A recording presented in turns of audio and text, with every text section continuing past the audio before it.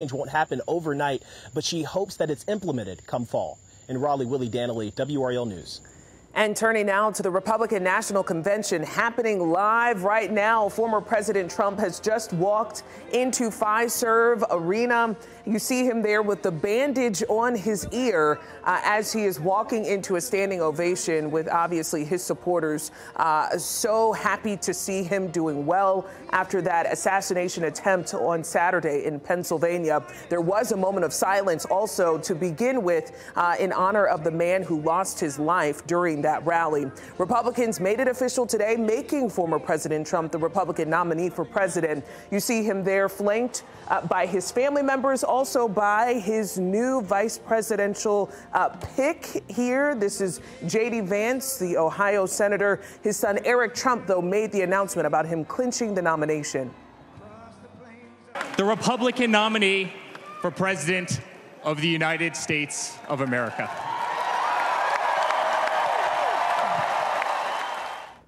There with his wife, Laura Trump, Ohio Senator J.D. Vance, again chosen as Trump's vice president pick.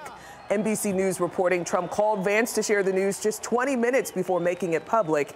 Vance would be the third youngest vice president in history if they were to win in November.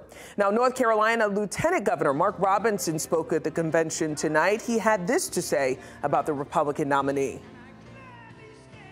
Under President Trump, there was hope. And we need that now more than ever. Under President Trump, the American dream was alive and well. Tonight's speakers included a long list of lawmakers and governors, including South Carolina Senator Tim Scott and Virginia Governor Glenn Youngkin. Again, former President Trump on the stage right now, surrounded by his family. We are certainly listening in to see if he will speak tonight or if he's just here appearing with J.D. Vance as his vice presidential pick. We will monitor this and have a live report coming up at 10:15. I'm Brett Neese here in the WRAL Live Center, where we do still have these live feeds of the former president, Donald Trump, making his first appearance since that assassination attempt. And right there next to his VP pick, J.D. Vance.